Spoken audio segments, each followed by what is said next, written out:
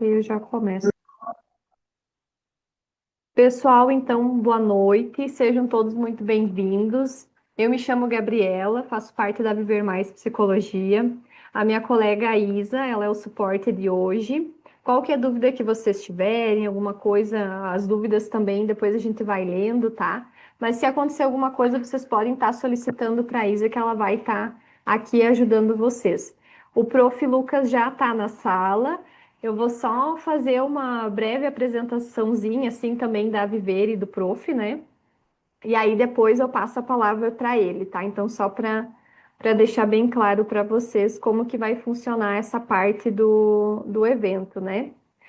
Então, para quem está chegando, né, hoje aqui é a primeira vez, esse é um tema muito importante dentro da psicanálise, né? É algo que a gente fala muito na clínica também sobre o trauma, né, sobre a memória, o que que o que que a psicanálise tem para falar sobre isso, né? Então é um tema muito importante para que a gente possa entender, possa compreender melhor e que muitas vezes ele parece um tema complexo, né? Mas é exatamente isso que a gente quer trazer hoje, essa experiência para vocês, para que vocês possam entender um pouco mais sobre isso, também que vocês possam se colocar um pouquinho no lugar de aluno da Viver. O prof, ele é nosso professor da casa, né, daqui da Viver, então ele também vai trazer algumas, como se fosse uma aula mesmo, assim, dentro da Viver, né, então para que vocês possam se sentir como alunos, né. E aí, eu gostaria de falar também sobre os nossos bônus, tá? Eu já vou dar um spoiler bem rapidão assim, mas isso eu vou falar mais para o final. Que para vocês, né, que estão aqui no nosso evento hoje, quem ficar até o final, a gente vai ter acesso, né, a condições muito especiais para quem quiser se aprofundar ainda mais no tema da psicanálise, né? Para quem quiser iniciar um estudo mais aprofundado dentro da psicanálise. A Isa vai colocar aqui no chat para vocês o nosso link no WhatsApp do grupo de interessados. Lá nós vamos passar todas as informações para vocês, como a grade curricular do curso, o dia que inicia, os horários que a gente tem, como que funcionam as nossas aulas, os valores também e os bônus, tá? Então, para vocês que se sentirem interessados nessa temática, né, em querer saber um pouco mais sobre isso, que vocês possam estar entrando nesse grupo do WhatsApp para então estar por dentro da. Um áudio aqui. Que vocês possam ficar por dentro de tudo, né, de todas as informações. Um recado bem importante sobre os certificados. Um recado bem importante sobre o certificado.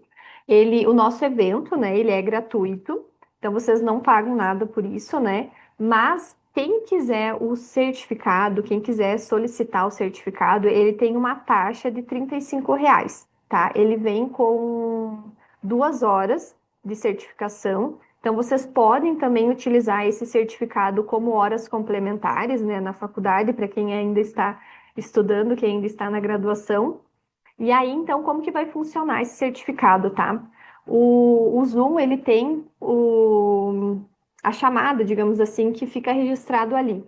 E aí, amanhã a gente envia um e-mail para vocês com o link de pagamento, né? Para quem participou, para quem ficou até o final do evento, né?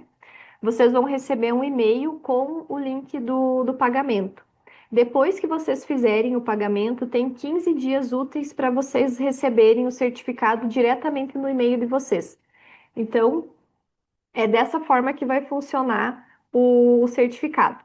Mas qualquer dúvida, gente, que vocês tiverem, pode estar nos chamando, tanto no WhatsApp quanto aqui no chat, que a gente vai estar dando essa atenção para vocês, tá? E aí, então, antes de eu chamar o prof, né, antes de eu passar a palavra para ele,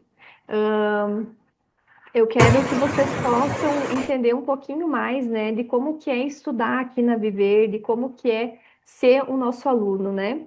E aí, para quem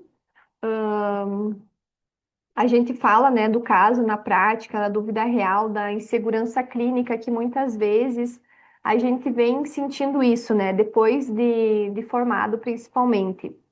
Isso é o que acontece dentro do consultório, né? Então, os nossos alunos, eles contam com supervisão de casos clínicos desde o primeiro dia do curso. Então, às vezes, a profissão de psicólogo, né, ele se torna um pouco mais solitária dentro da clínica. Mas aqui na Viver, vocês não estão sozinhos, porque a gente tem, então, a supervisão de caso incluso dentro da grade curricular, né, dentro das horas, que fazem parte do nosso estudo. A gente vai passar um vídeo para vocês bem rapidinho, para que vocês possam entender melhor de como que funciona essa, de como que funcionam as nossas aulas. Então, vamos passar aqui.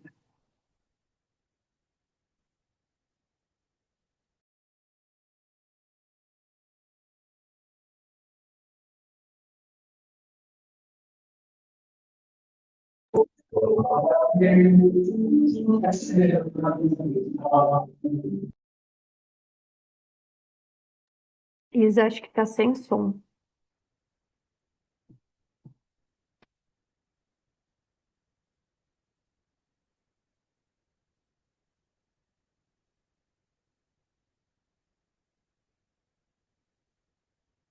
A psicologia por acaso. Escolheu porque se importa com a gente. Mas em algum momento bate a dúvida: será que eu estou preparado? A Viver Mais Psicologia nasceu para apoiar psicólogos na formação, na prática e na confiança clínica. Em 2014 começamos nossa primeira formação e pós-graduação. Em 2018 crescemos. Em 2020 seguimos presentes mesmo à distância, com aulas online, ao vivo e com vínculo real. Aqui você não assiste aula passivamente. Você participa, pergunta, troca, constrói junto. Desde o primeiro dia, a prática faz parte do processo. Supervisões, grupos de estudos, casos reais. Além dos cursos, a Viver também é clínica. É prática acompanhada. É cuidado com responsabilidade.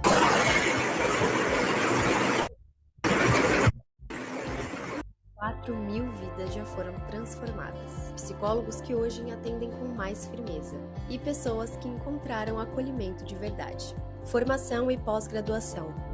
Psicologia existencialista clínica, psicodrama, terapia familiar sistêmica, terapia cognitivo-comportamental, programa de estudos em psicanálise, psicodrama didata e psicoterapeuta de aluno, psicodrama didata supervisor e orientador, pós-graduação, neuropsicologia clínica, avaliação psicológica, psicoterapia de casal e família, psicoterapia infantil e de adolescentes, terapias cognitivo-comportamentais de terceira geração e psicologia positiva, psicoterapia da sexualidade e psicologia perinatal e parentalidade. Se você quer atuar com mais segurança, clareza e presença clínica, a Viver Mais é o seu lugar. Conheça nossos cursos, fale com a nossa equipe e dê o próximo passo na sua trajetória como psicoterapeuta. Viver Mais Psicologia. Você cuida de pessoas, a gente cuida de você. Que bacana, né, gente? E aí, só reforçando então que a gente já está com as inscrições abertas para a nossa formação em pós em psicanálise, tá? Então, que vocês possam, né, acessar, entrar no nosso grupo de interessados para então ficar por dentro do início da aula, né, de quando, de como que funciona. O curso, ele vai iniciar no dia 13 de março. Então, tá logo aí, né? E para você que é estudante de psicologia, né, e está no sétimo semestre, a partir do sétimo semestre, né, e tem interesse em fazer uma formação, iniciar uma formação em pós-graduação, a psicanálise é uma opção, né? A gente consegue fazer com que os alunos, mesmo estando na graduação, a partir do sétimo semestre, ingresse na formação e pós-graduação, vocês podem estar realizando as inscrições. E aí, então, a gente vai deixar aqui no chat, né, o link do grupo de interessados para que vocês possam estar entrando no nosso grupo. E aí, eu também queria deixar um convite bem rapidinho para vocês, para quem quiser continuar se aprofundando, né, se aperfeiçoando na psicanálise aqui na Viver. Então, depende também do momento que você tá. Para quem, por exemplo, está nas fases iniciais da psicologia, que ainda não pode, né, iniciar uma formação que é a partir do sétimo semestre, a gente tem o nosso streaming, que é uma plataforma que oferece um aprendizado contínuo com flexibilidade. Vocês conseguem estar assistindo, né, os nossos cursos, os nossos eventos também, que ficam gravados, a gente disponibiliza lá também. Mas a gente tem nessa plataforma mais de 30 cursos para que vocês possam estar se aperfeiçoando mesmo no início da graduação. Lá, então, a gente tem a opção de pagamento mensal ou anual, né? A gente tem esses dois métodos de pagamento. E nessa plataforma, a gente oferece também supervisão de caso para quem é assinante.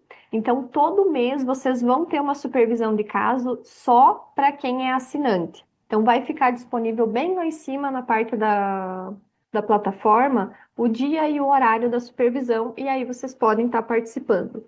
Também vocês podem estar solicitando o certificado gratuito para quem é assinante do streaming, né? Os cursos que vocês assistirem, vocês podem fazer a solicitação desse certificado e vocês não pagam nada mais por isso, tá bom? A gente tem também os nossos cursos livres que vocês podem estar acompanhando no nosso site. Outra coisa, a Isa vai botar aqui no chat para vocês o nosso streaming, né? O link do streaming para que vocês possam estar conhecendo, né? E aí, outra, outra coisa, assim, que vocês podem conhecer é os nossos cursos livres. Esses cursos, eles são pagos, né? Que são diferentes dos eventos gratuitos, que são, por exemplo, esse de hoje, que é o evento gratuito.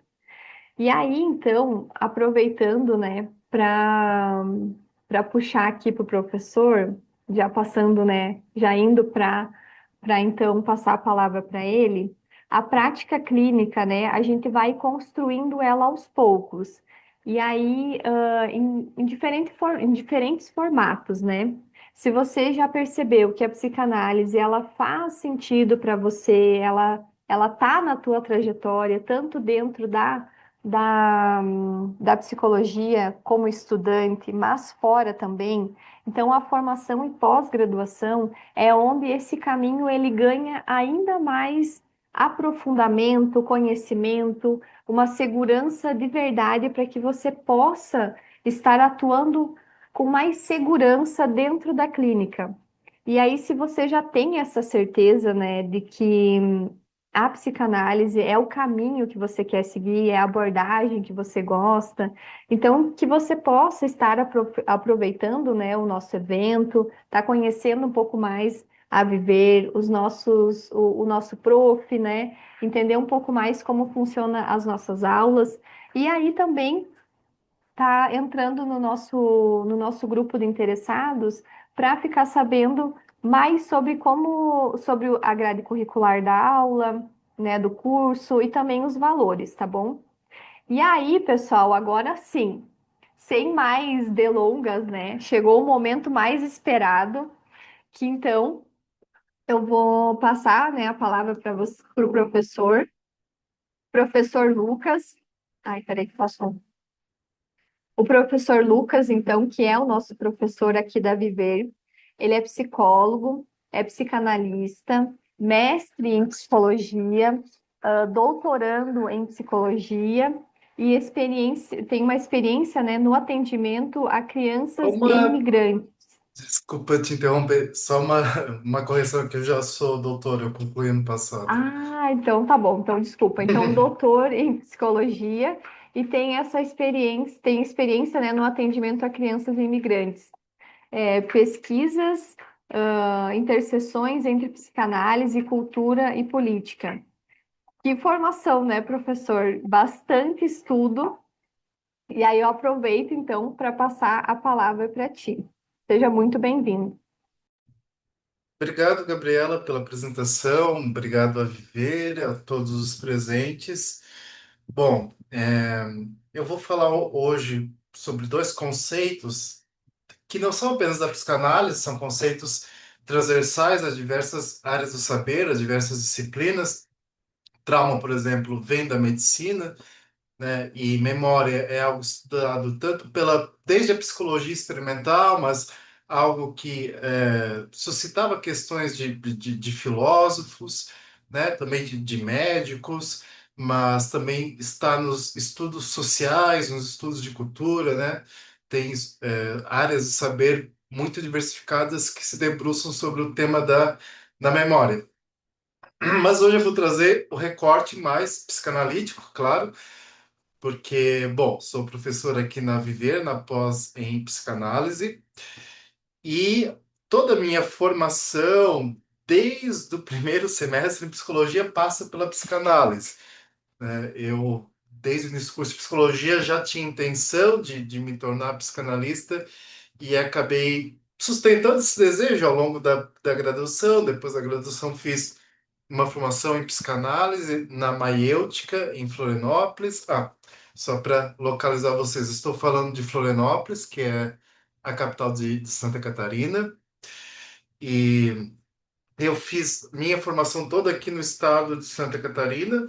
Mestrado e doutorado foi na Universidade Federal, e durante o doutorado eu fiz uma parte da minha pesquisa e um estágio no Canadá, na Université Laval, em Quebec. E a experiência que eu tive lá qualificou muito a minha escuta no que concerne ao traumático, né, que é o tema da minha tese de doutorado, que já estava na minha dissertação, mas que na tese ganha um espaço central. E aí, na minha pesquisa, eu estou interessado em analisar traumas de pessoas imigrantes, né? Então, eu foco em imigrantes da República Democrática do Congo e da República do Congo que migraram para o Brasil e para o Canadá. E eu penso sobre como a arte, seja o fazer artístico ou o contato com obras de arte, ajudou estes imigrantes a reparar alguns de seus traumas. Seja os traumas advindos das travessias, né? Porque imigrantes forçados, refugiados, eles estão fugindo de guerras, né, de perseguição étnica, perseguição política. Então, vocês certamente acompanharam nos últimos meses o que tem acontecido na Ucrânia, né, em Gaza, em diversas partes do mundo, as pessoas são forçadas a se deslocar para sobreviver, né? Então, é uma questão de vida ou morte. E todo este trajeto, né, de saída do seu local de origem e travessias, muitas vezes travessia do deserto, travessia de rios, travessia de florestas, muito perigosas e bom, muitas vezes as pessoas dependem de coiotes, que outras pessoas que as exploram, que as violentam. Então todo esse percurso ele é potencialmente traumático, né? E aí, nas minhas experiências clínicas, doutorado, atendendo imigrantes, eu tive a oportunidade de escutar muito desses traumas, inclusive traumas de sobreviventes de genocídios, como o genocídio que ocorreu na Bósnia e o genocídio que estava ocorrendo agora em Gaza, né? Uma das pessoas que eu atendi no Canadá era um imigrante da faixa de Gaza, né? Um palestino. Então, bom, eu preparei aqui uns slides, eu vou compartilhar com vocês. E a gente vai acompanhando. Aí qualquer coisa, se quiserem fazer perguntas, peço que abram o áudio, porque eu não vou estar vendo perguntas do chat, mas fica à vontade para perguntar. Ah, eu acho que primeiro eu tenho que abrir o slide. Eu estou acostumado a usar o Teams e o Google Meet. O Zoom eu costumo usar aqui só na VM, me perco um pouco às vezes. Tá, achei.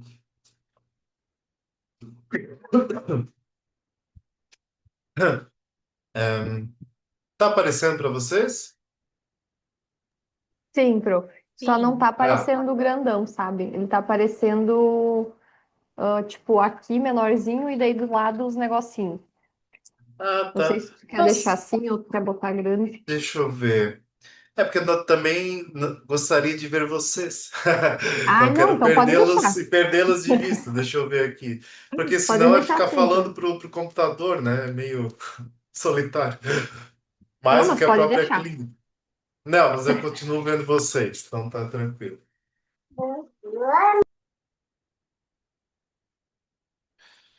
Então, para psicanálise, o trauma é constituinte do psiquismo e inevitável. Não tem como evitar traumas. Todos nós, em algum momento da vida, passamos por algum trauma.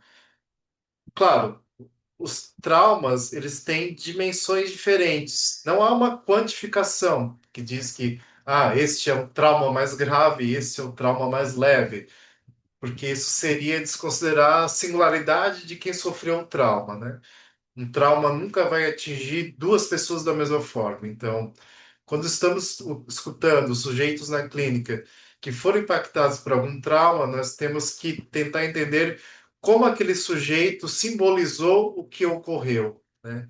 E quais são os recursos que ele tem para continuar simbolizando aquilo. Ou seja, dando um lugar na sua história para o que ocorreu, que pode ser desde algo que foi visto, né, como a criança que se depara com seus pais tendo relações sexuais, é algo que se escuta muito na clínica, né, essa lembrança retorna da criança que lembra que viu o pai e a mãe numa relação sexual, ou o irmão com a namorada, ou uma cena muito marcante da visão do órgão genital, né? Isso tudo carrega uma certa dimensão traumática, porque a criança ainda não tem cognição uma linguagem, uma concepção simbólica suficiente para entender o que está acontecendo ali. Então, para a criança, aquilo aparece geralmente como algo carregado de agressividade, né? E algo que a criança não compreende. E é num segundo tempo, ou seja, às vezes meses ou anos depois, que a cena traumática vai se instaurar no sujeito como um trauma. E aí, o Freud fala sobre isso, sobre o segundo tempo do trauma pela primeira vez, quando ele analisa a EMA. Ele a analisou em 1895, né? Então, ele vai dizer que primeiro o evento traumático ocorre. E aí, num segundo momento, esse segundo momento pode ser um mês depois, um ano depois, 15 anos depois, né? Sim. A partir do momento que o sujeito se depara com uma cena que se associa inconscientemente à cena traumática, é que o trauma se instaura. Só que aí esse sujeito não sabe qual é a origem do seu trauma, porque foi uma associação Professor, inconsciente. Oi, ainda continua no primeiro slide, não está É. passando. Acho que se colocar a apresentação de slide em modo atual ou slide atual vai aparecer de maior. não está passando. Ele estava no primeiro ainda. Vamos ver agora. Agora foi pro segundo? Sim, Agora Ah, agora tá. sim. Veja se vai pro terceiro. Vamos ver. Não mexe. Tá. Agora foi. Trocou, né? Tá, então tá. Aí no, então se trata de uma memória inconsciente. E aí, o que aconteceu com a Emma? A Emma, quando era criança, ela foi numa loja de doces, provavelmente em Viena, na Áustria, né? E inclusive, um dos professores da Viver mora lá em Viena e trabalha no Museu do Freud. Dado bem interessante. Então, essa menina entrou na loja de doce e o vendedor de doce colocou a mão sobre o órgão genital dela, só que sobre a saia, e apertou, né? E a menina não entendeu o que aconteceu. Ela ficou confusa. Ela vai para a loja no dia seguinte, ele faz a mesma coisa. Então, ele começa a fazer isso com uma certa frequência e ela sente um certo prazer, mas ao mesmo tempo é desprazeroso, né? É excessivo, ela não sabe o que está acontecendo. Ela não consegue interpretar o que é aquilo. ela acaba recalcando isso, esquecendo, né? Vai lá para o inconsciente, passa-se 15 anos, aí ela vai entrar numa loja de roupa e fica angustiada. E ela não consegue mais entrar em loja de roupa nenhuma. E ela não sabe de onde é que vem essa fobia à loja de roupa. E aí, na análise com Freud, ela descobre que é decorrente do trauma que ela sofreu quando era criança, mas que ainda não tinha sido, ainda não tinha se instaurado nela, né? Havia a memória inconsciente da cena disparadora do trauma, mas os efeitos do trauma ainda não estavam produzindo nada nela, né? É nesse segundo momento que ela tenta entrar na loja de roupa que o trauma se instaura. Então ela fica com medo fóbico de entrar em loja de roupas. Aí qual é a associação que ela consegue fazer na análise com Freud? Ela trocou loja de doce por loja de roupa, porque quando o dono da loja a abusou, ele colocou a mão na parte genital dela por cima da roupa. Por isso que ela troca loja de doce por loja de roupa. E isso me faz lembrar também o caso de uma mulher, uma mulher congolesa que se refugiou em Quebec, conseguiu refúgio em Quebec, que é a parte francesa do Canadá, né? E ela tinha sofrido uma violência sexual no país de origem dela, mas, bom, lá em Quebec ela era uma pessoa isolada, fechada, triste, né? Já lidando com os efeitos desse trauma. Mas ela não tinha nenhuma angústia, né? Ela não tinha nenhum medo angustiante, nenhum medo fóbico como o da Emma. Aí o que aconteceu? Um dia ela estava andando pela rua e um homem que era um homem que ficava na rua falando alto, tipo o típico louco da rua de cidade pequena, toda cidade pequena tem, que é aquela pessoa excêntrica, que às vezes realmente tem um diagnóstico de esquizofrenia, etc. E esse homem começou a gritar com ela na rua, ela reviveu nesse momento a cena do estupro que ela tinha sofrido no Congo. Aí ela entra num processo de angústia. Aí é que o trauma se instaura com toda a sua intensidade. Ela já estava vivendo, uma série de sintomas que se relacionavam aos traumas que ela tinha passado, né? Que ela estava deprimida, né? Se a gente for pensar em termos diagnósticos do DSM, ela estava deprimida, ela estava. Que mais? Ela tinha crise de ansiedade também, quando precisava sair de casa. Então, ela já não estava bem. Mas o trauma, o segundo tempo do trauma, a gente sabe que ele se instalou pela angústia. A angústia, talvez ela possa ser. Talvez vocês consigam localizar melhor o que é angústia, pensando, por exemplo, numa no ataque de pânico. Acho que o ataque de pânico é o que mais se aproxima daquilo que a psicanálise entende como angústia, só que não é exatamente igual. A angústia ela vem carregada de uma sensação de morte, como se você fosse morrer a qualquer momento, mas você não sabe por quê. A angústia, inconscientemente, ela nos prepara para reviver o evento traumático do passado. Então a Emma tinha medo de ser abusada novamente, só que esse medo era inconsciente. E por ser inconsciente, ele assumiu a forma da loja de roupa. A loja de roupa se tornou objeto fóbico consciente.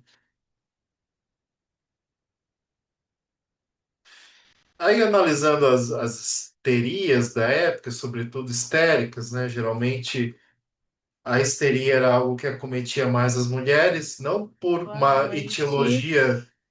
Oi? Ó, boa noite, desculpa interromper, professor. O senhor está passando o slide? Porque não sei pro pessoal, mas para mim tá no primeiro, do trauma, contando o caso da Emma. Não, ainda tá nesse. Ah, tá. Eu achei que você estava trocando o slide, desculpa. Não, não.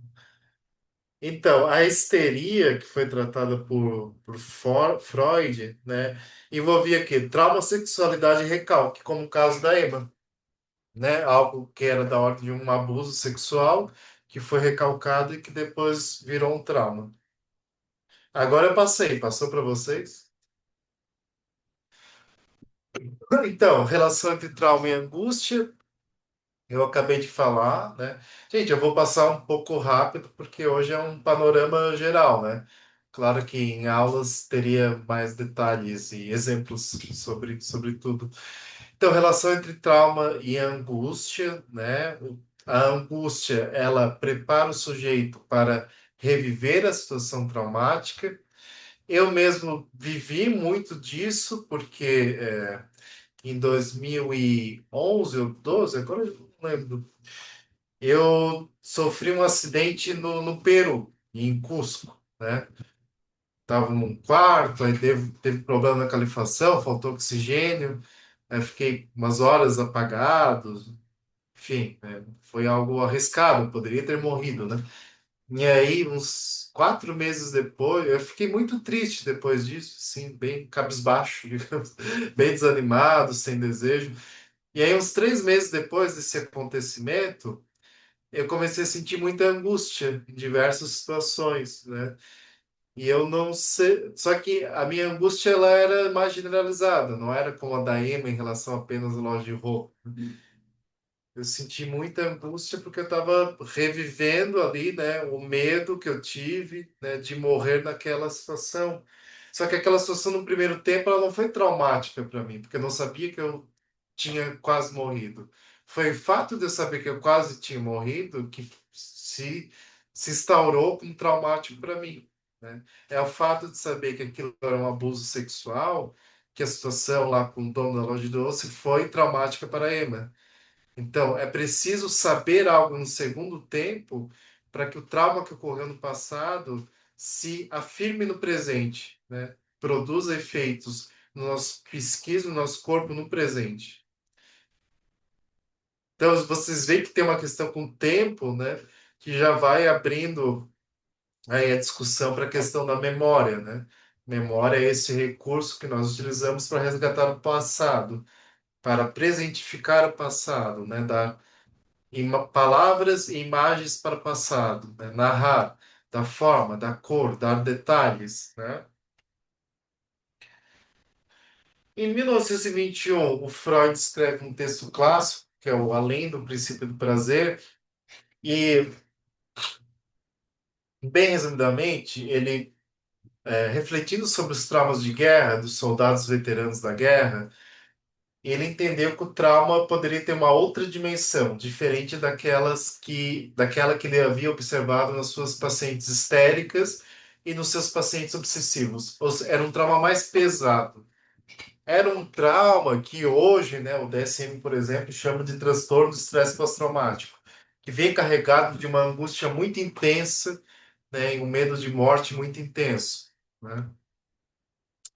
Então, esses soldados, eles tinham flashbacks das cenas de guerra, né, dos amigos sendo mortos, né, os corpos despedaçados, os gritos, os sons das bombas, né, tudo isso voltava como uma imagem recorrente, né, e aí esses sujeitos adoeciam psiquicamente, né, ficavam muito deprimidos ou inibidos, ou entravam em processo de compulsão. Tem muitos casos de veteranos da guerra do Vietnã, por exemplo, que entraram em processo de drogadição e toxicomania, né? Isso acontece muito com sobreviventes de guerra, né? Um abuso de drogas, muitas compulsões, ou às vezes uma inibição extrema, a pessoa fica muito isolada, né? Muito deprimida. E aí, né, Freud se dá conta de que o nosso psiquismo, ele não opera apenas na busca pelo prazer, porque aqueles sujeitos estavam vivendo situações que eram muito desprazerosas. E eles estavam vivendo aquilo consciente e inconscientemente, porque os flashbacks vinham durante o dia, durante a vigília, e vinham também durante a noite, durante o sono, né, na forma de sonhos. Sonhos onde vinha, no meio do sonho vinha aquela imagem, por exemplo, de um corpo despedaçado.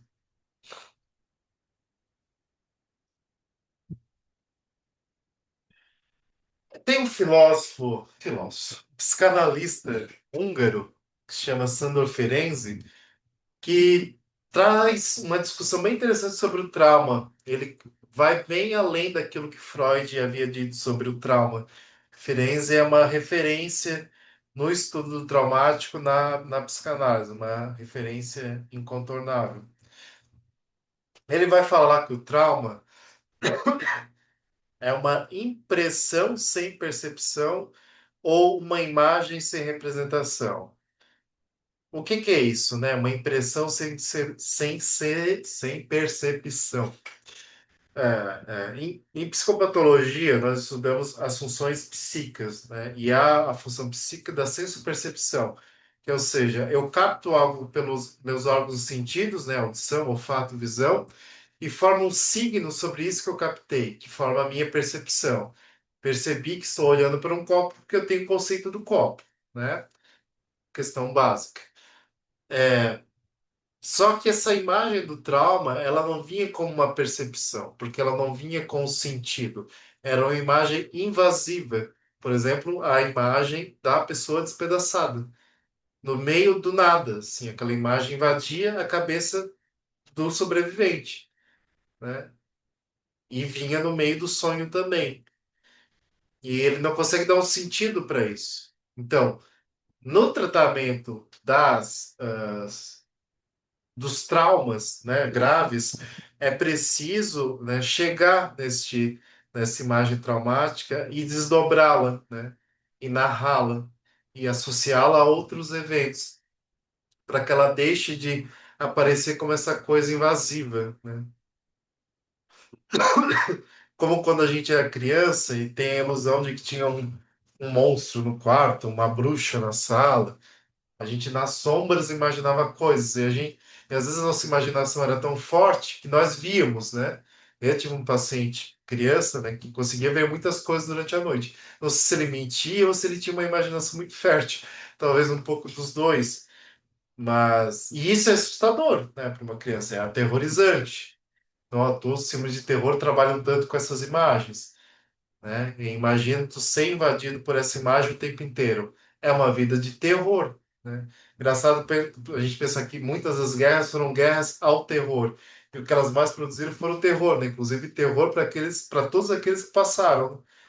Seja o assassino ou a vítima, né? Tem algo aí de um excesso, né? Da morte, da violência, da sexualidade, porque tem muito estupro, né? Em situações de guerra. E é uma imagem sem representação, né? A pessoa não consegue dar um sentido para aquilo.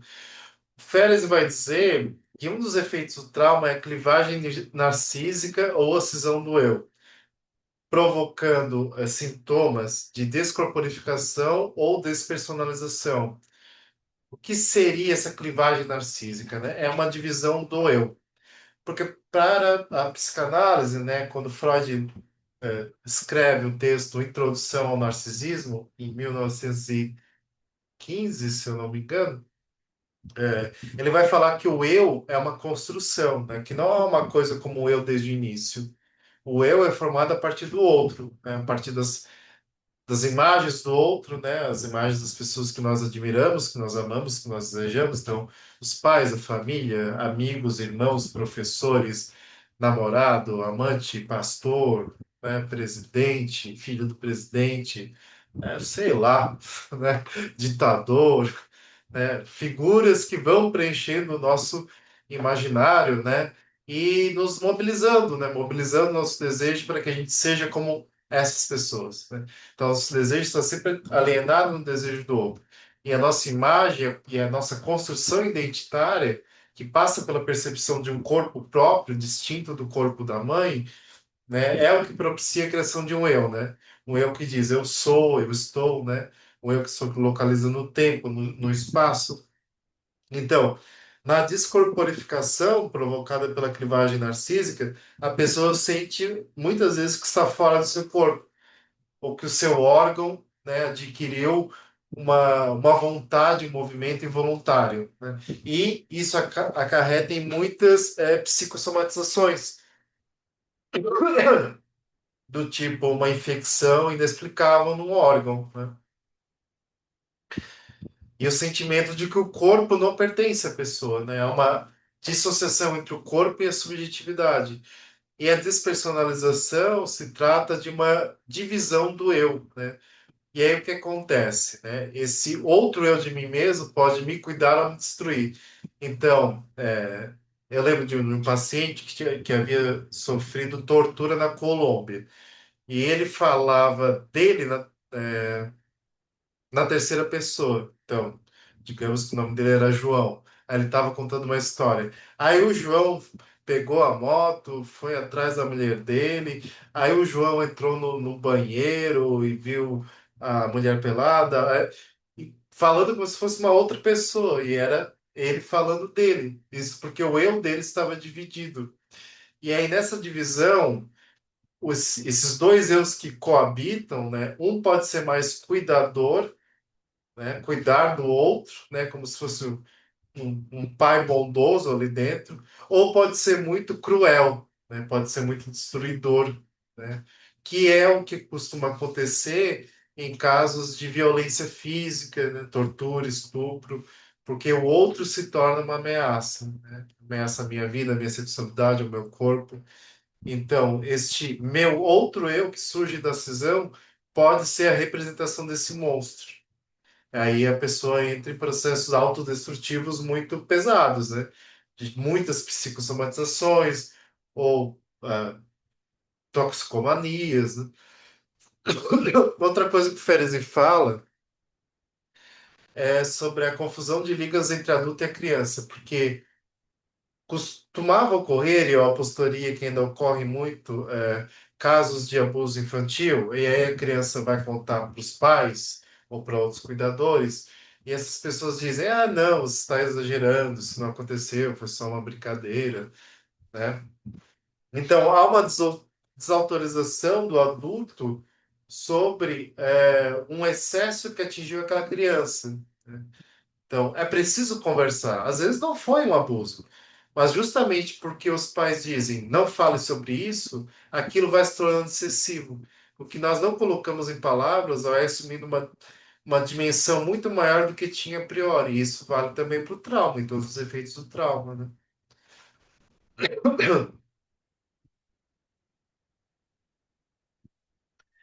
Aí, o trauma em Lacan, ele é pensado a partir do nó borromeano, que é essa imagem que vocês aqui veem aqui, onde tem o simbólico, real e o imaginário, né? O simbólico para o Lacan é a linguagem, né? São as regras sociais, os códigos, né? Tudo que é do campo da linguagem está no simbólico. Então, linguagem pode ser uma expressão, as mais variadas expressões artísticas, né? As leis, regras, e normas e códigos de ética, de conduta que nós devemos seguir, né?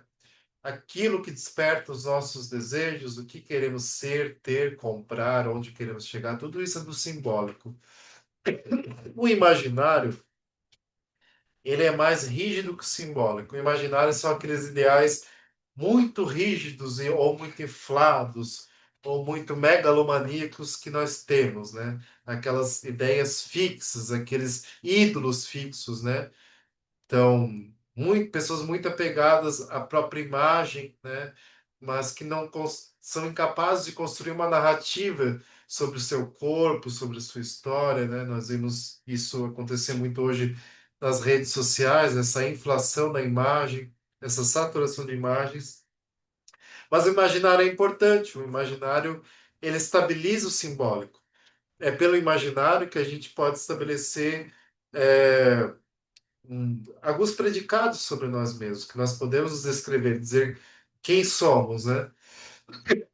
Nome, idade, local de origem, o que já fui, para onde viajei, quais línguas falo, né?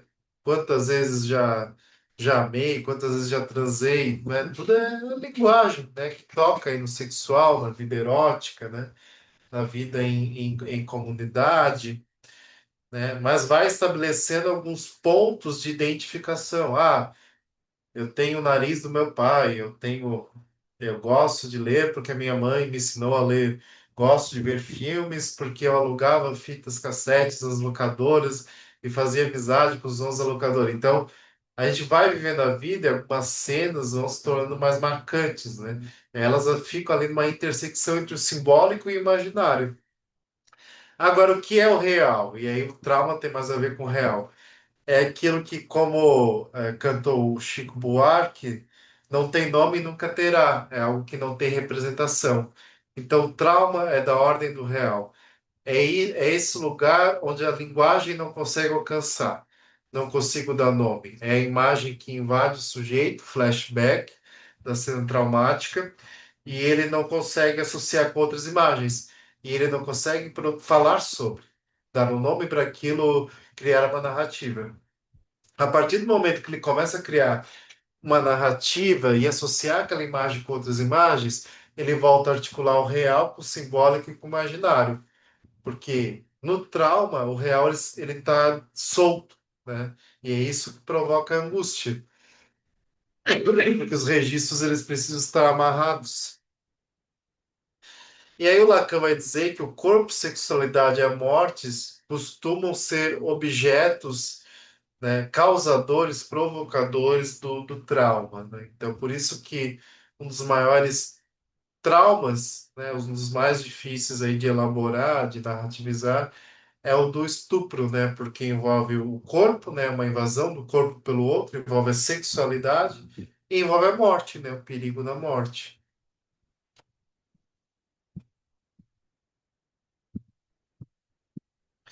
A Maria Rita Kell, uma psicanalista, ela vai dizer o seguinte em relação ao real do Lacan. O real, inatingível pelas formações da linguagem, só pode ser inconsciente. É desse campo não organizado pelo significante que advém o trauma em sua dupla inscrição, tanto de gozo quanto de inscrição violenta, capaz de destruir a rede de representações que protege a vida psíquica e também a vida em sociedade. Se o trauma, por sua própria definição de real não simbolizado, produz efeitos sintomáticos de repetição, as tentativas de esquecer os eventos traumáticos coletivos também resultam em sintoma social.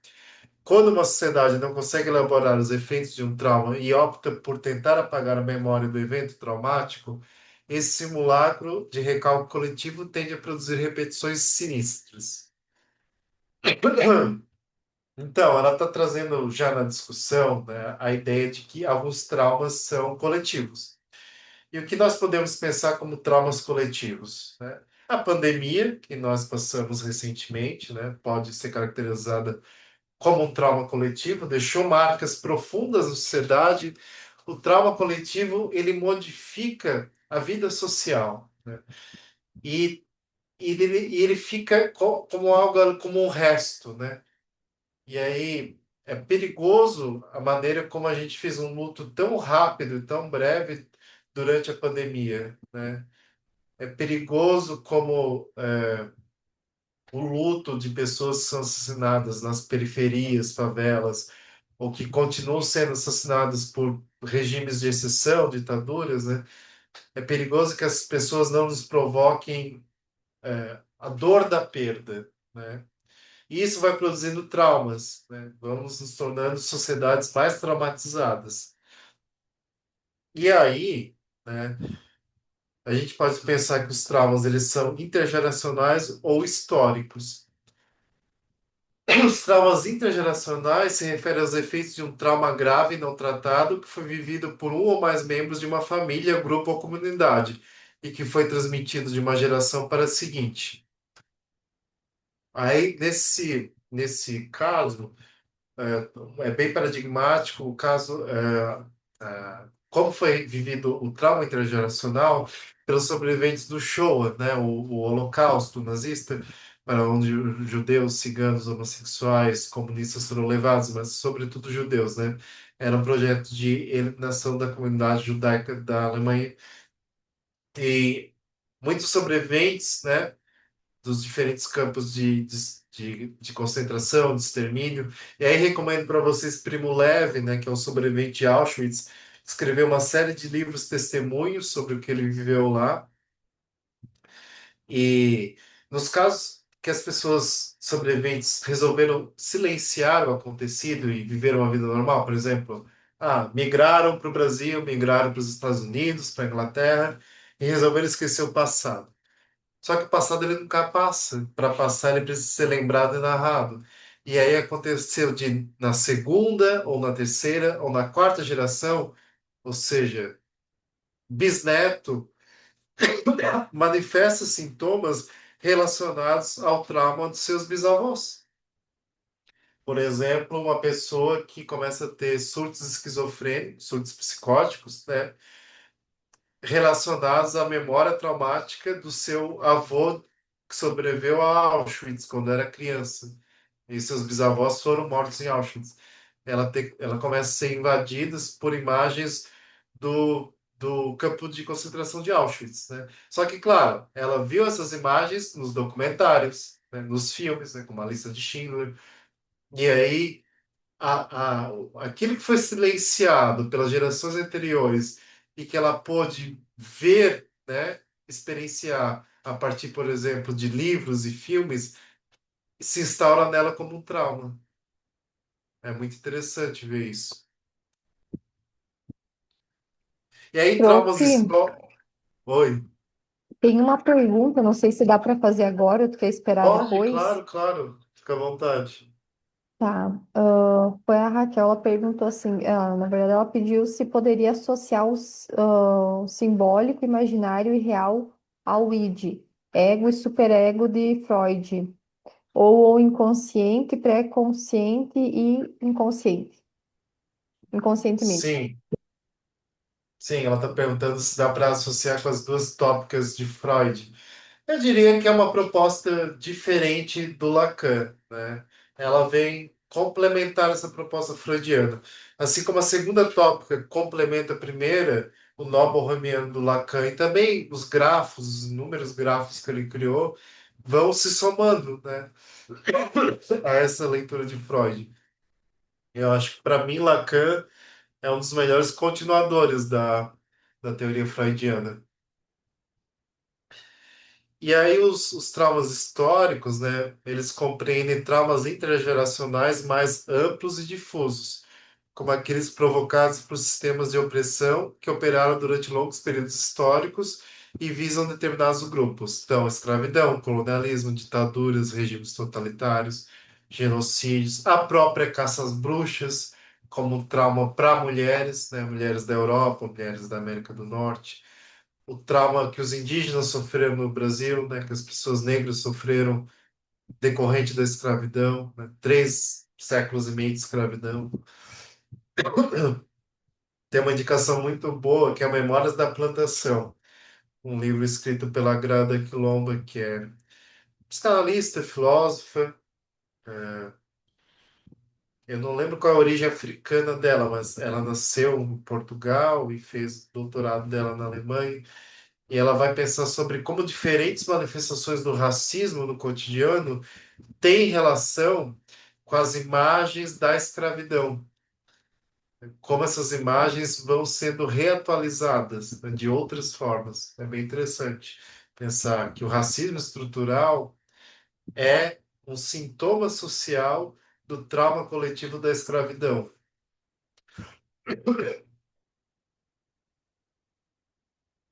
E aí fica a pergunta, né? Como reparar o trauma? Como consertar isso? Freud, em 1914, escreve o texto Recordar, Repetir e Elaborar, onde ele traz a ideia de que para elaborar um sintoma, né, se livrar de um trauma, é preciso se lembrar e repetir os eventos traumáticos ou eventos que se associem com trauma, ou com recalcado, né, porque nem tudo que foi recalcado é traumático. Ele vai dizer que a memória é ficcional, porque nós esquecemos as coisas, né, nós temos lapsos. Nós lembramos de coisas que não aconteceram, as memórias vêm distorcidas, e o próprio narrador, quando conta uma história, ele faz uma certa seleção, né? Seleciona palavras, imagens, ele fala a partir dos sentimentos dele, de como ele foi afetado pela situação. Então, nenhum de nós é um narrador confiável. Não existe narrador confiável, porque o próprio narrador se trai, né? Quando ele conta a mesma história para outra pessoa, essa história já não é mais contada da mesma forma. A gente vê isso nas análises, né? E Freud traz a ideia de que é preciso lembrar para esquecer, porque o passado nunca passa, né? E se ele não é lembrado, ele fica ali se manifestando de outras formas, produzindo sintomas. Para o Férez, é essencial recuperar a percepção da integridade do corpo e do eu, e deste modo situar este corpo no espaço e este eu no tempo. Lembra que para Férez o corpo e a subjetividade são cindidos? Para ele é preciso recuperar.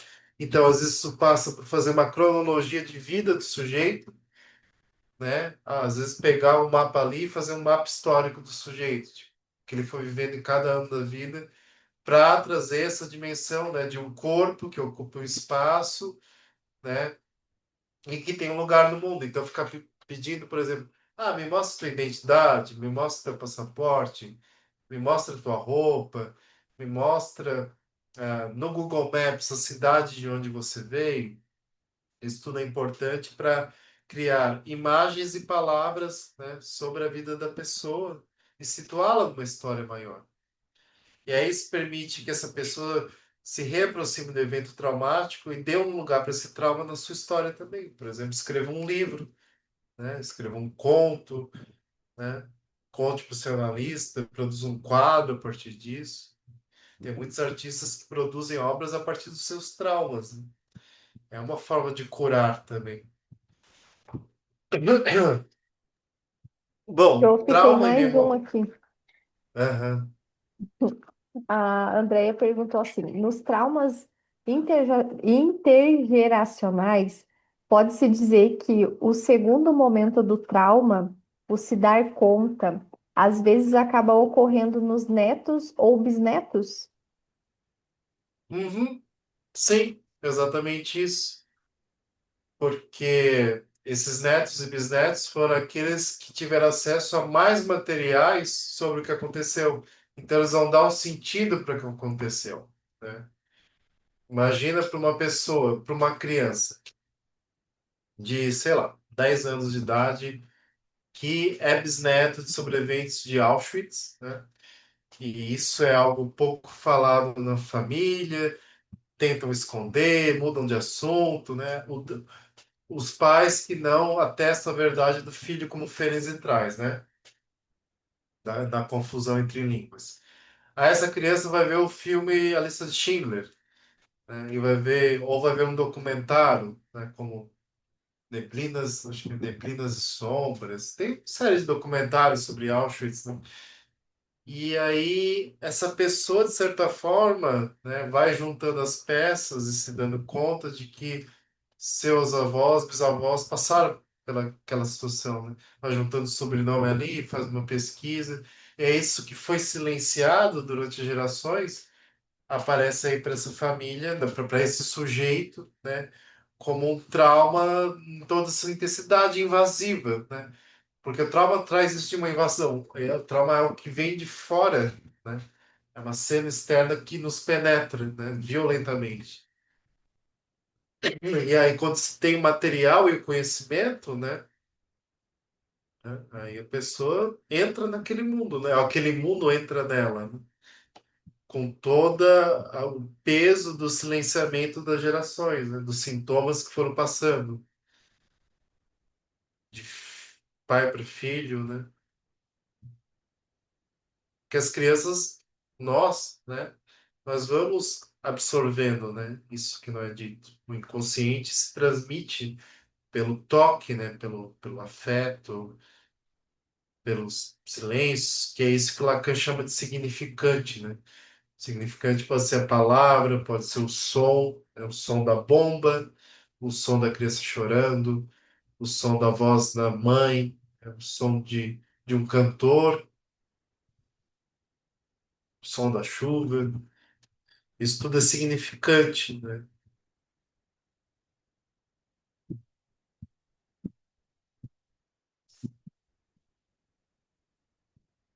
Então, o trauma coletivo demanda uma memória coletiva, né? Então, mostra aqui, por exemplo, o Auschwitz, na entrada de Auschwitz, que é hoje um local de visitação, um local de memória, né? Então, uma memória coletiva para se tratar um trauma coletivo. E aí as referências. Ah, na verdade, a referência é a minha tese, eu fui pegando tudo de lá e quem quiser ler a tese também, ou ir lá nas referências da tese, que vai ter os textos do Freud, do Férez, do Lacan. Mas era isso, acho que agora a gente pode abrir para questões, né? Foi um geralzão rápido. Professor, tá me Oi? escutando bem? Sim. Uma dúvida. O trauma no Ferenc, ele entra também no trauma adulto? Porque eu sei que tem a questão da linguagem infantil e adulta, que pode ocasionar no fenômeno da órfã. Enfim, eu sei que ele foca um pouco mais no trauma do bebê, né? A gente pode considerar todo esse processo também dentro da vida adulta, da cisão e do psiquismo se organizar no eu que sente, no eu que faz.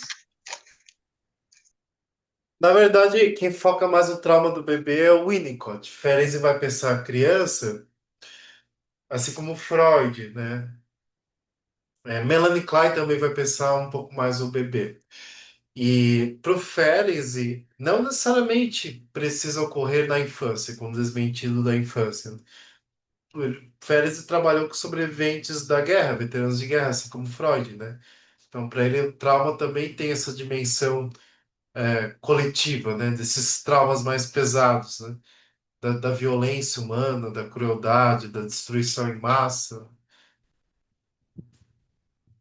Porque Ferenc é contemporâneo de Freud, né? Então, Ferenc viu a Primeira, a Segunda Guerra.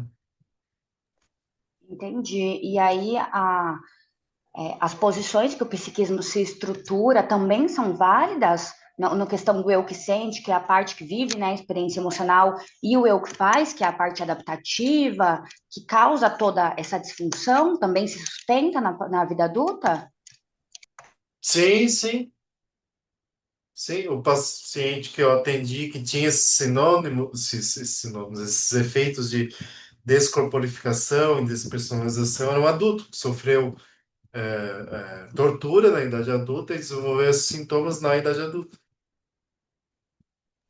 Ah, entendi. Obrigada. né?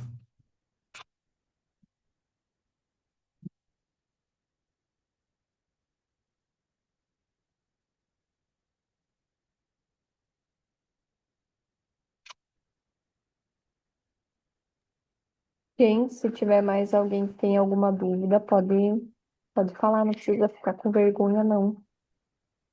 Pode mandar no chat ou abrir o áudio, como vocês preferirem. Aproveitem esse momento para usar e abusar o prof. Abusada. Abusar eu não permito.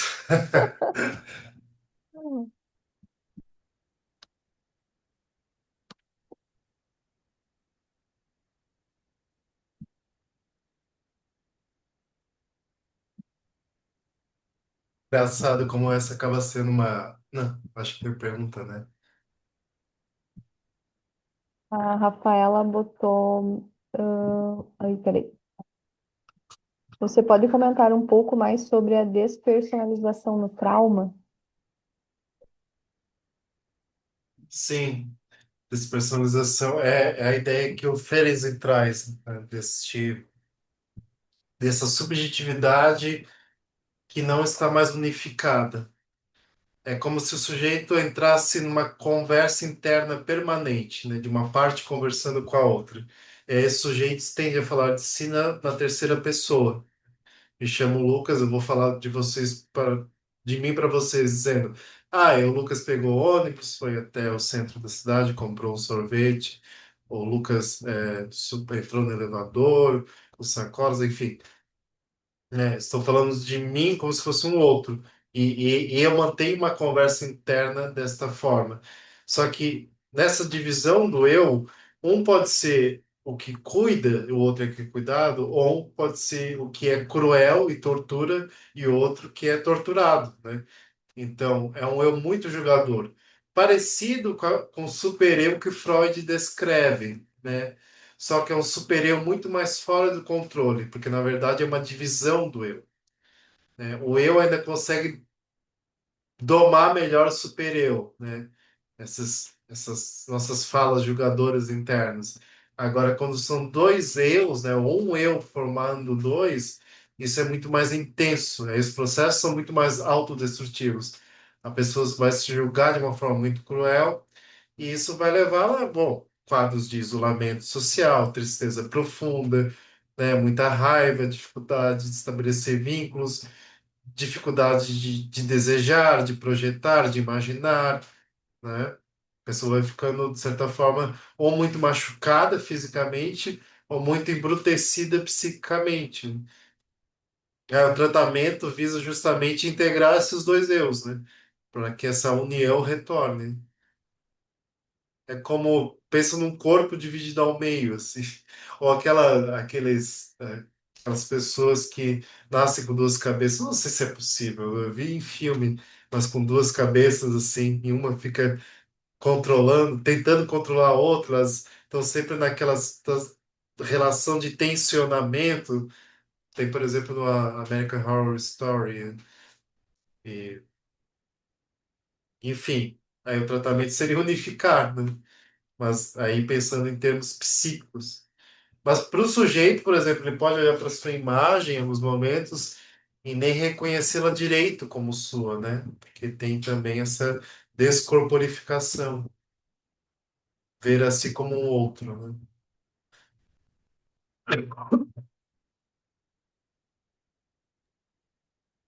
Tem uma outra aqui. Não sei se essa seria a mesma questão, para falar um pouco sobre a ressignificação do trauma. Seria o que tu explicou agora? Ou é outra coisa? O que você acha, Gabriela? Joga para ti, ver se você é uma aluna atenta. Olha, eu estava prestando atenção, mas assim, ó, psicanálise, eu admiro quem estuda, tá? Tá de parabéns. Ah, Não é o tem, meu tem, forte. a- tem a ver com a ressignificação do trauma. O trauma ele pode ser ressignificado de várias formas, né? Repetidamente. Para o trauma se instaurar, já foi preciso uma primeira ressignificação, né? Que dá sentido àquilo como algo traumático. E no tratamento que passa pela memória, né? Ou seja, a pessoa colocar o trauma numa cena, numa narrativa maior, isso implica, né, trazer simbólico para o real. Isso implica dar para o trauma um lugar na história, né? Faz parte de um livro cuja história é muito mais longa e complexa, né? Então, ressignificar o trauma no sentido de cura passa por aí, né? É tirar o poder do trauma. Sabe aquelas cenas de filmes onde um monstro ou entidade se alimenta da nossa fraqueza? O trauma é um pouco assim, ele vai sugando a nossa energia vital, assim. E aí nós precisamos ver a cara dele, dar um nome para ele, né? Criar uma história sobre ele para que ele incida sobre nós de uma maneira menos angustiante, né? Causando menos sofrimento psíquico e sintomas, né? Paralisias psíquicas, corporais. Giovana levantou a mão? Isso, tá dando para me ouvir? Sim. Ótimo. Eu tenho uma pergunta assim um pouquinho complexa. Eu li o artigo científico que se chama Clínica do Trauma. Não sei se você se baseou nele para dar aula de hoje, mas eu tinha feito algumas anotações aqui a respeito dessa aula de hoje, de trauma e memória. É que a criança, né, ela busca uma resposta por outro devido à necessidade de uma resposta de cuidado. No trauma, tanto o trauma patogênico e essa agonia psíquica, né? Entende-se que através do Winnicott a gente tem o conhecimento da criança interior, certo? Quando um trauma ele é tão agressivo, né? Tanto que você até deu o exemplo das crianças, né? Que tem uma fantasia também muito interessante, que você deu o exemplo que ou eu estava mentindo ou estava falando a verdade ali da fantasia, é que quando o trauma ele atravessa o indivíduo, na técnica de Ferenczi, ele utiliza muito a técnica ativa. Na sua percepção, assim, conhecimento, trazendo esse conhecimento para a aula de hoje, qual que é a relação da técnica ativa num processo de um tratamento psíquico mais efetivo dentro da teoria do Ferenczi em relação ao trauma? Essa é a minha dúvida quando eu li o artigo científico A Clínica do Trauma, junto com o Ô, Winnicott. Giovana, você Aí eu queria poderia falar um saber. pouco mais sobre o que é essa técnica ativa? A técnica ativa de Ferenczi? É, A técnica ativa, basicamente, o intuito dela é justamente da parte histórica que era relacionada a questões das guerras, né, e tudo mais. É, qualquer expectativa também diferente de ser trabalhado com vítimas pós-guerra, né? E aí, pelo que eu me lembro também, que eu estudei na faculdade, sim, era relacionado a trabalhar tipo uma psicoterapia breve, estou tentando explicar para mais bússola mesmo, uma psicoterapia breve dentro da psicanálise. Ou seja, o objetivo seria traçar de uma forma mais direta em relação ao trauma do sujeito ali no setting terapêutico. É isso que eu tenho de conhecimento de sim, técnica ativa sim, diferente, se sim. está certo. Sim, então, a clínica que eu trabalhei lá no Canadá, especificamente, ela se alimentava muito das teorias e técnicas do Ferenczi, né? E também da etnopsiquiatria, do Georges Devereux, do Topinatan, da Rosemarie Morrow, né? Que são nomes aí da etnopsiquiatria ou etnopsicanálise. E eles bebem muito em Ferenczi. Então, a gente trabalhava de uma forma bem ativa lá, por exemplo, criando cronologias de vida, pedindo para a pessoa mostrar no Google Maps como era a sua cidade antes da guerra, como está a cidade agora, né? Intervenções mais diretas no comportamento das pessoas, então, por vezes, tinha uma pegada mais cognitivo-comportamental também, que é muito forte no Canadá. Isso Então, mesmo. Até parece uma TCC, a técnica ativa. é que a TCC tem técnicas muito boas para tratar angústia, só que essas técnicas não são só da TCC, né? A própria psicanálise usa em algumas abordagens. De certa forma, Ferenczi usava, um pouco a etnopsiquiatria usa, né? Que é uma pegada mais adaptativa, mas é porque o sujeito precisa se adaptar para que o eu fique integrado, né? Ele precisa ter estabilidade para se reintegrar. Então é um adaptativo temporário, né? Isso mesmo. Porque é meio que uma psicanálise de choque, né? Então, essa é a questão, porque é muito complexo trabalhar o trauma dentro da psicanálise, né, da terapia psicanalítica. E aí, quando o Ferenczi veio, justamente para poder falar sobre a questão dos trabalhos que ele tinha conhecimento de pós-guerra, né, e a introdução também da psicoterapia breve, e essa questão mais diretiva, aí eu fiquei pensando como que funciona isso, né? Porque é um processo, igual o exemplo que você deu da Emma, é um processo, né? Tem as características do trauma que é relacionado ao que é o desejo, o que é a sexualidade.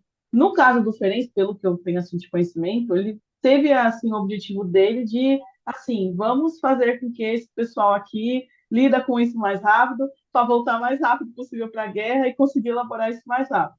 E aí eu fico pensando, né, sobre o artigo aqui que eu li, é, qual que é esse objetivo, né, assim, de por que, né, traçar de uma forma tão mais rápida, se isso ainda demanda, tipo, muita culpa, né, muita cúpula também, desordem neural do trauma, essas podas neural também, essa comoção psíquica, esses restos, destroços. Você até deu o exemplo também do TET, que é um transtorno, depois veio o DSM-5, forma mais evoluída, mas ainda assim, eu só queria contribuir com isso mesmo, explicando que eu acho o Ferenczi bem confuso nessa parte, mas acho que precisa também o objetivo dele na Terra. Obrigado, Giovana. Nicole levantou a mão. Isso, a Giovana mencionou o set terapêutico e me veio uma dúvida. A memória, ela é de fato confiável? Porque me parece que ele produz muitas distorções, reconstruções, lacunas, enfim. E aí, a minha questão é, para a psicanálise, a verdade do trauma, ela depende necessariamente da fidelidade factual? Não, não depende. A memória ela não produz uma realidade factual. Isso está na ordem do impossível.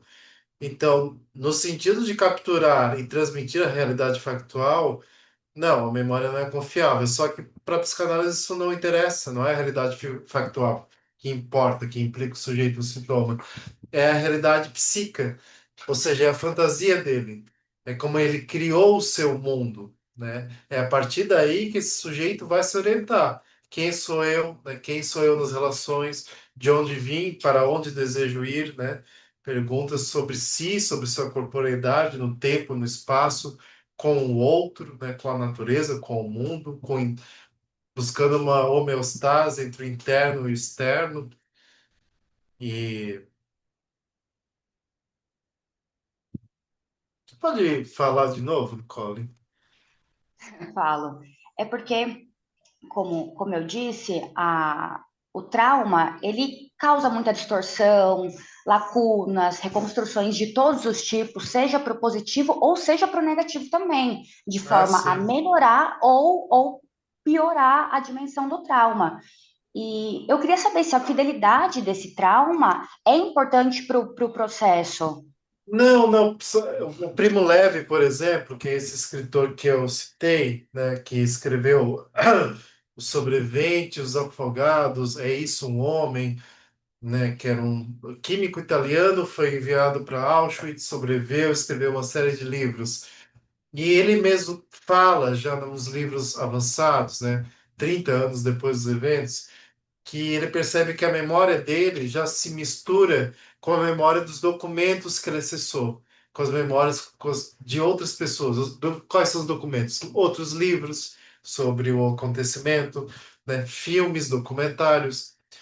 E ele percebe que a memória dele começa a falhar, começa a se apegar a algumas coisas que talvez não correspondam mais exatamente ao que aconteceu, mas que para ele se tornou um símbolo, né, uma ancoragem, algo que contém ali o real do trauma, né? Então não precisa ser a memória das coisas tal como elas aconteceram. É importante, e Freud diz, né, é preciso lembrar para esquecer. Quando você lembra o suficiente, você pode esquecer. E aí, no esquecimento, aquilo que era lembrado vai se tornando outra coisa, né? A memória vai se dissolvendo um pouco, né? É importante que isso aconteça. Entendi. É porque, de fato, alguns traumas, eles são esquecidos, recalcados, enfim. Só que, em outro ponto, tem traumas que eles ficam em hipervigilância, eles são hiperlembrados. É, Aham. por que que isso acontece? Porque são Aliás, traumas. uma pergunta complementar. Os traumas hiperlembrados, eles têm uma gravidade, talvez uma dificuldade tão grande quanto a de elaboração dos traumas que são recalcados? Então, alguns psicanalistas falam que talvez a gente possa nomear dois traumas, um com T minúsculo, outro com T maiúsculo, né? Esses com maiúsculo, né, seriam aqueles de sobreviventes de guerras, pessoas sobreviveram a genocídios, a estupros, diferentes tipos de violência, né? Ou seja, aquilo que envolve sexualidade, corpo e morte, como Lacan falou, né?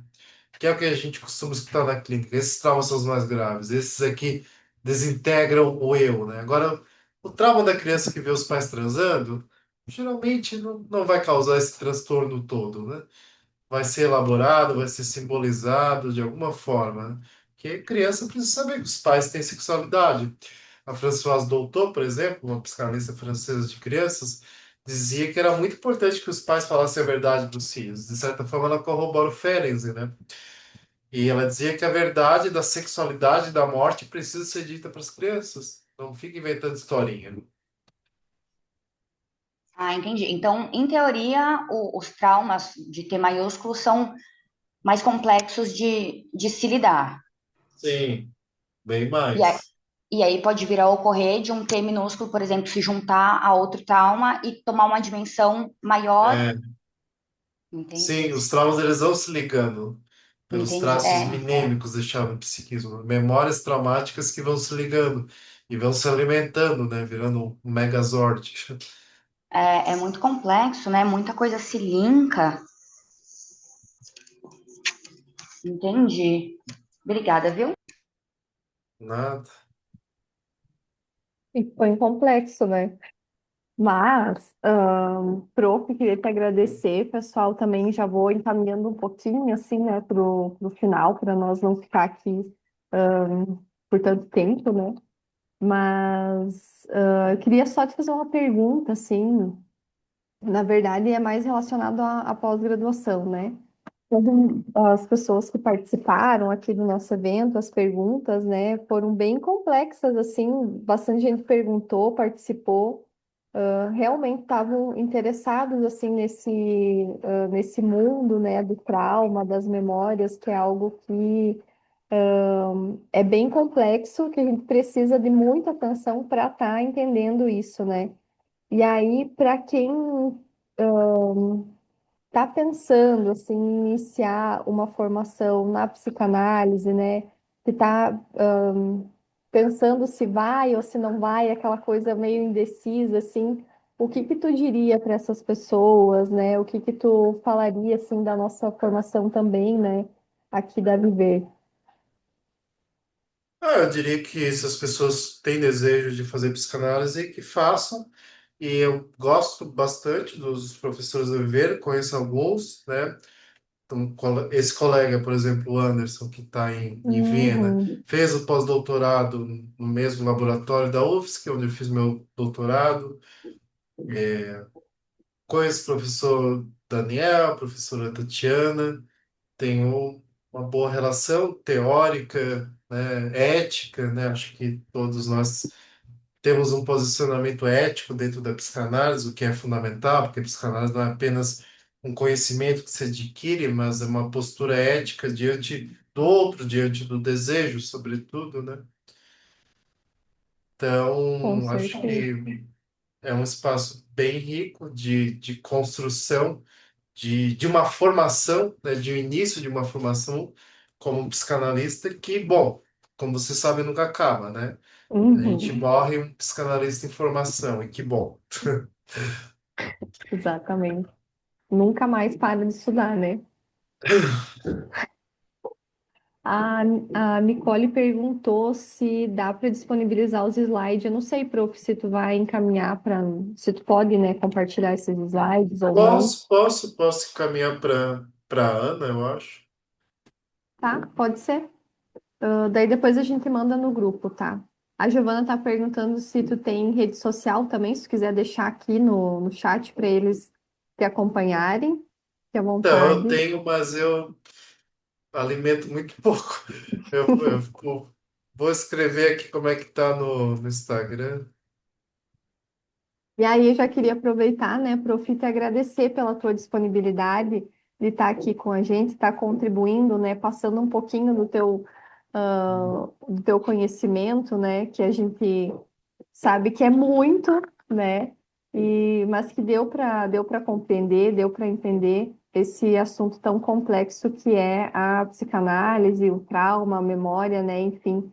Tenho certeza que todos aqui gostaram muito, né, pelos comentários e pelas perguntas. Infelizmente, a gente não consegue responder todas, né? Eu até peço desculpa, mas em questão do tempo mesmo, a gente não consegue estar respondendo todo mundo, né? E aí, prof, te agradecer, né, mais uma vez. Eu vou ficar com eles Uhum. aqui ainda, eu tenho mais uns Certo. recadinhos para dar. Se caso tu quiser sair, pode ficar bem à vontade, tá bom? Tá bom, vou precisar sair. Obrigado a todos pelas questões, pela participação. Foi um prazer. Tchau, tchau. Tchau, prof. Então, pessoal, agora aqui eu só vou dar uns recadinhos bem rapidinho sobre a nossa pós-graduação, né? Sobre a nossa formação em pós-graduação, para que vocês possam saber um pouco mais de como que funciona ali. A gente vai colocar aqui no chat de novo o link de interessados ali no para vocês acessarem no grupo do WhatsApp, tá? Lá a gente vai estar passando, então, todas as informações, a grade curricular, para que vocês possam estar conhecendo, né? O que que vocês vão que vocês vão estudar dentro desse curso, né? A formação, ela tem a duração, então, de 2 anos e meio, né? Porque ela é um programa de estudos e pós-graduação. Então, é um estudo bem aprofundado dentro da psicanálise, bem complexo, né? Como a gente pode ver os assuntos, né, que o prof trouxe. Então, queria também passar para vocês alguns diferenciais que a gente tem aqui na Viver, tá? Então, desde o primeiro dia de aula, vocês já vão ter a supervisão de caso. Então, vocês vão trazer um caso clínico que vocês têm dentro da clínica de vocês, né? Uma demanda do consultório, e vocês podem já estar trazendo isso para dentro da supervisão de vocês. Caso não tenha, né, o professor ele traz então esse caso para que algum caso, né, para que vocês possam estar trabalhando em cima, entendendo, né, o que que dá para fazer, o que que não dá, como conduz, como que não conduz, né? Então a gente tem professores nacionais e internacionais, como o professor Lucas falou do professor Anderson, que ele mora em Viena, né, e ele dá aula para nós, também é um professor maravilhoso. Então, eles atuam na clínica, na pesquisa, então eles estão sempre estudando, né? A gente tem também o grupo de estudos que faz parte da grade curricular, então vocês também têm essa parte do grupo de estudos, uma troca, né, de experiência, uma troca de conhecimento para vocês aproveitarem mesmo esse momento de estudos, né, dentro da psicanálise. Essa abordagem, então, ela funciona como um tripé, quase que me embananei. Mas é na parte da teoria, com a técnica, com a ética, né? Como o professor trouxe aqui para vocês, que tudo tem muita responsabilidade dentro da clínica, dentro dos estudos, né? O certificado também reconhecido pelo MEC, tudo direitinho. A gente vai estar mandando a grade curricular para vocês ali no grupo de interessados. Então, não deixem de entrar nesse grupo para que vocês possam estar conhecendo quais matérias, quais estudos, né, quais módulos vocês vão estar tendo dentro desse programa de estudos e pós-graduação, tá? Então, o nosso enfoque, né, é, é na clínica psicanalítica, no diagnóstico psicanalítico, um estudo aprofundado, né, dentro da psicanálise lacaniana e na sua linguagem, né? A psicanálise com crianças e adolescentes, esse conceito de infância, né? Um pouco o professor trouxe aqui para nós alguns traumas, né, que acabam acontecendo. E aí também a análise de outros grandes nomes, como a Ana, né, e o Douto.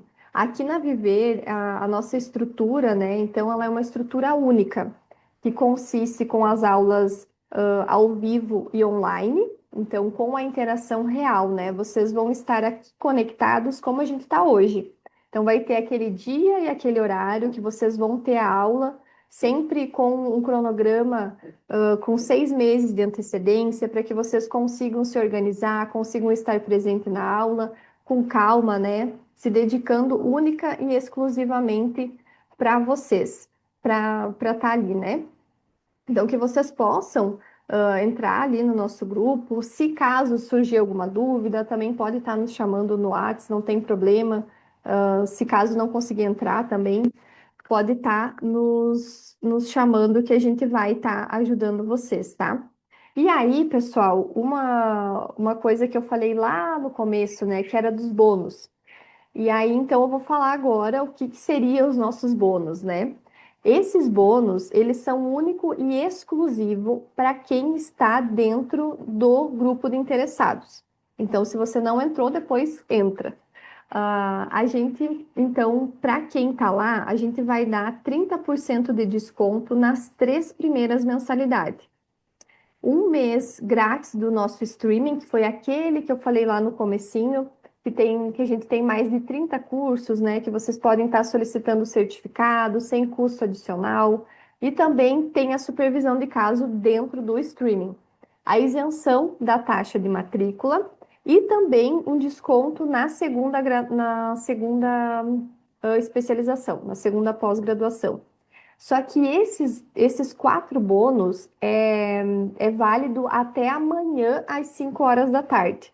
Então, depois disso, não tem mais essas condições especiais, né? E aí também, só reforçando, né, que esses bônus é só para as pessoas que estiverem dentro do nosso grupo, tá? E aí, por último, mas não menos importante, a gente vai colocar aqui as nossas redes sociais. Se caso vocês não conhecem, né, o Instagram, o Facebook, o YouTube, o TikTok e o nosso site, a gente vai deixar aqui no chat para vocês estarem nos acompanhando lá. Lá no Instagram, no YouTube também a gente aparece com as nossas lives ao vivo, né? Ou também os nossos eventos ficam disponíveis lá no YouTube. Mas no Instagram é onde a gente divulga, né? Faz a divulgação da parte dos nossos cursos, dos nossos eventos, das nossas pós-graduações e formações, tá? E aí, pessoal, queria agradecer vocês por estar aqui, né, com a gente nesse momento. Eu sei que é 9h30 da noite, então agradecer a disponibilidade de vocês de estar aqui, buscando conhecimento, querendo saber um pouco mais sobre a psicanálise, que é uma área tão rica e uma área tão complexa ao mesmo tempo, né, que precisa realmente estudar, precisa entender muito sobre a psicanálise. Qualquer dúvida que vocês tiverem, pode estar nos chamando, que a gente está disponível para estar ajudando vocês, tá bom? Muito obrigada pela atenção e a gente se vê nos próximos eventos. Espero ver vocês também nos próximos. Um bom final de semana.